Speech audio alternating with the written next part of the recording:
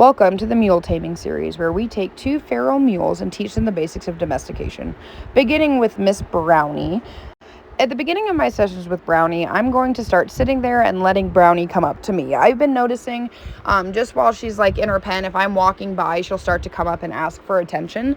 And so I'm hoping that by starting to sit here and let Brownie walk up to me after, the first couple minutes, we'll just continue to try and establish a connection with Brownie where she knows that I'm not a threat and I'm a safe person to be around.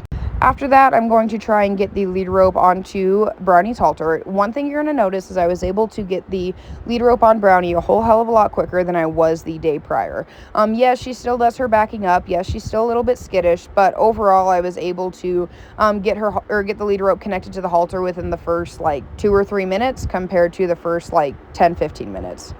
Once I finally get the lead rope on, I'm going to start asking her to give to pressure and come towards me like she was before. Just like the other day, I was not able to get the lead rope in the correct spot on the first time, but I've noticed with Brownie that the second I have that lead rope on her, she comes to me a lot quicker. She's a lot less nervous, and so anywhere I can get it on her, great, and then from there, I will adjust it and put it in the correct position.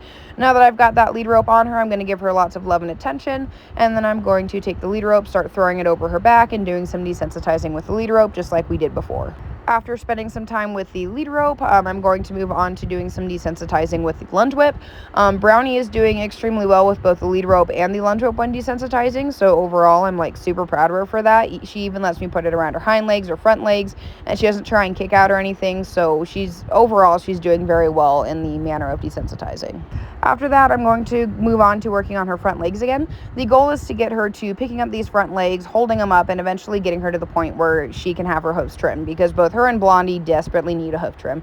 So here I go again. I'm slowly moving my hand down her leg. She does still move her way a little bit. She's trying to communicate to me that she's still a little bit unsure about the whole situation, but she is still letting me do it. Right here, she actually lets me hold her hoof up for 2 seconds, so I'm going to back away, retreat, and then I'm going to ask her to take a step towards me just so that she can kind of process exactly what just happened. She did pull it away from me, but she picked it up and she held it there for a brief second, so I was very proud of her for that. So I'm going to try and get hopefully the same reaction out of her. I slowly just try and work up to that point again by rubbing my hand down her leg and just hopefully trying to get more and more closer to actually being able to pick up her leg and hold it up. Here we go again. She starts to pick it up. She's kind of holding it in the air for me, but she's letting me get a lot closer to it than she was yesterday, so I'm proud of her for that. Here we go. I'm able to hold it up, and I let it go, and I was very proud of her. She let me pick up her leg. She didn't freak out about it.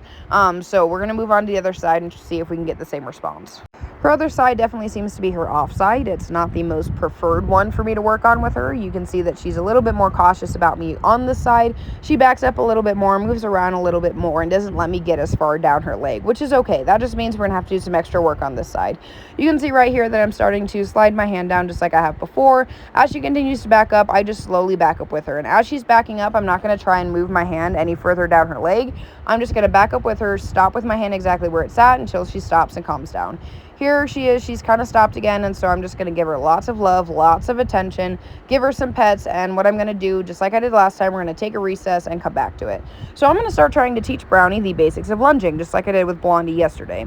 So you'll see right here, I'm pointing with my hand, I'm applying some pressure from behind, and she immediately starts to go off in that circle. I'm going to pick up the lunge whip just because I don't have as much lead rope as I did when I was working with Blondie.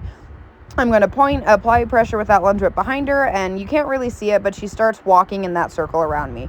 Overall, very good progress. It seems like she picked up on it a lot quicker than Blondie did.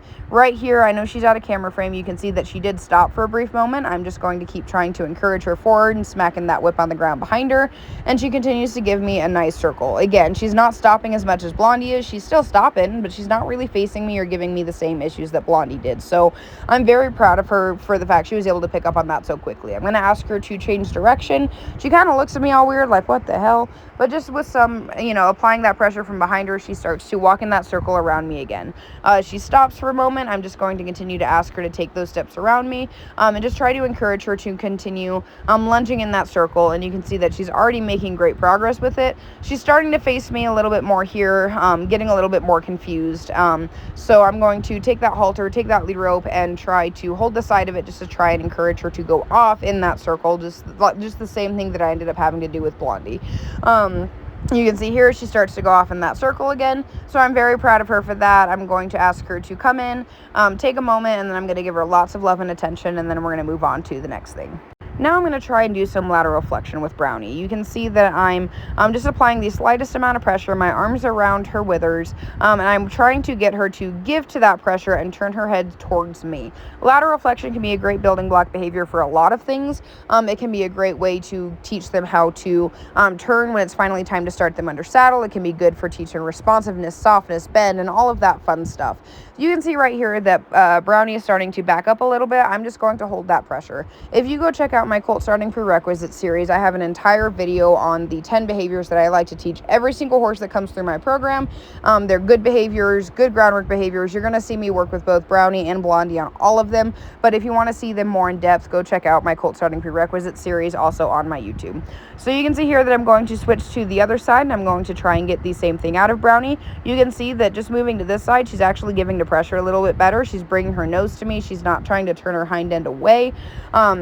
And right here again, she's flexing a lot better than she did on the other side. Just that little bit of nose movement, just her just barely giving to that pressure is exactly what I'm looking for. You can see right here something spooked her, and then she proceeded to move her hind end a little bit. That's okay. I'm going to come to this side and we're going to do the exact same thing. However, I am going to speed it up for time purposes. We're going to end Brownie's session by picking up both front feet again. She goes to pick it up, she holds it up, and then she jerks it out of my hand. I really don't like that, but she's picking it up and she's holding it up for me. So right now I'm just going to reward the try, reward the effort, because that is progress compared to where we started. Doing the same thing on the other side. She does go to walk away a little bit. That's okay. We're just going to end the session here because she is doing a good job. Moving on to Miss Blondie, who has been doing super awesome so far. We're going to start off with some desensitizing with the lead rope. She's doing super great with that on both sides, so then I'm going to work on picking up her front feet again. Again, she's doing super duper well with that. She's not really giving me any issues, so I'm proud of her for that as well. Now the hind legs becomes a bit of a different story. You can see that I go to start touching them with the lunge whip, and she starts kind of like threatening to kick out. And so what I'm going to do is I'm going to continue touching her with the lunge whip on her hinds because I don't want to reach back there. Yesterday she did super good letting me touch her hind legs. I'm not entirely sure what it is today. Something in me just told me to try it with the lunge whip first, and I'm glad that I did because she's definitely trying to offer to kick here. So I'm going to let her get more comfortable with me touching her hind legs with the lunge whip because if she's going to kick out or strike, I'd rather her kick the lunge whip instead of me. I'm going to do it on the other leg. She's kind of giving me the same reaction once I get down to a certain point as when she starts to like raise her leg and be like, I don't really know if I like that. You can see that her ears are a little bit more pinned than they have been in the past, and she is swishing her tail a little bit. So these are all signs that it's time for me to be extremely cautious picking up those hind legs. This is something that you will find often with mules and even horses that have little to no handling. Those hind legs are a defense mechanism, and you start touching them and you're taking away their defense mechanism. So it's important that you go super slow, you proceed with caution, and you try and be as safe as humanly possible. We're going to take a break from the hind legs and work a little bit on lateral flexion. You can see I have my hand over her shoulder. I'm just applying the slightest amount of pressure, and she gives to that pressure. She doesn't try and turn her butt away or anything crazy like Brownie was doing. She actually flexes that head, and as I continue to ask her to flex it further, she does a phenomenal job with it. Doesn't really give me any trouble, doesn't really fight me on it. So I'm going to move to the other side, and I'm going to try and do the exact same thing. I'm just going to apply that little bit of pressure. You can see that every time she starts to bring that nose closer to me and bring it around, I'm going to release that pressure, and I'm just going to ask her to come a little bit further each time. She did super well with that, so I'm really not too concerned. I'm very proud of her for that. We took a break from the hind legs, so now we're going to come back to them. This time I have another lead rope. I'm reaching super duper far so that I'm out of kicking range, and I'm going to use that lead rope to try and encourage her to pick up that leg. You can see that she's kind of moving away from me a little bit. She actually ends up pulling part of the lead rope out of my hands, so I have to very cautiously go back to it, pick it up, and again, I'm just watching her to see if she's going to kick out of me. I'm going to be as safe as humanly possible. So I'm going to hold that lead rope that's by her, and then the one that's on her leg, I'm going to apply pressure. When she picks up that leg, I'm going to release that pressure. And I'm just going to repeat this process. If she decides to kick out, I'm just going to continue holding that pressure until she stops kicking out. The goal with this is that, again, if she's going to kick out, she's going to kick the lead rope, but I can work with her on picking up her foot. I can work with her on pressure and release on the leg and just getting her used to things touching her leg while I am in a much safer area where I'm not at risk of getting kicked. As I have said before, mules are quick and they're accurate, like more quick and accurate than some horses can be, and so I just want to be super duper safe. And if you're doing the same thing and you have a horse that's a kicker, I recommend you err on the side of caution. As I move on to the other side, I'm going to try and do the exact same thing. I'm just very slowly going to work on picking up that leg, applying pressure, releasing that pressure, and just getting her to a point where she picks it up a lot less violently. She doesn't like jerk it up in the air, and just getting her to be a lot calmer about something around her hind legs and having her hind legs being handled. Now that we've worked on that a little bit, I'm going to work on lunging again. I'm going to point the direction I want her to go, apply that pressure behind her, and you can see that she was a lot easier going out on that circle. You can see in just a moment here, she goes to face me again. I'm going to continue to apply that pressure, point in the direction I want her to go. I do put my head a little bit by her cheek just so that she doesn't try to face me. It kind of blocks her from doing that. And she goes out in that circle around me yet again, so I'm super duper proud of her for that. She does still kind of stop and try to face me, but it seems like just after the few sessions I've worked on her with it, it's a lot easier for me to get her going back in that circle. Yeah, it's still pretty frequent, but she's making progress in the fact that she's going out on that circle a lot easier. It doesn't take as much encouragement to get her going where I would need her to. Even in the other direction, she's doing better. For some reason, in that one corner is when she stops to try and face me, so I just try to encourage her back in the other direction I was asking her to go. I'm able to get her going in that circle again, and this time when we go towards that corner, she thinks about stopping, but I'm able to keep her going on that circle, which I'm super proud of. Again, there's still progress to be made, but she's already made progress in the topic of lunging, so I'm still proud of her for that. The final thing that I'm going to work on with Blondie today is just touching her ears. For some reason, she does not like it when I touch her ears. I start off with the lunge rip. You can see that she really doesn't like it very much. She's a bit skeptical of it, which is okay, so I'm just going to move to my hands. Little by little, I'm just going to like touch around the base of her ears and try to work my way up her ears. I'm not entirely sure why she's so afraid of having her ears touched, but with time, I'm going to show her that it's okay. You know, she's not getting hurt. She's not getting abused or anything. I'm just giving her lots of love and attention. We're probably going to incorporate some positive reinforcement into this as well.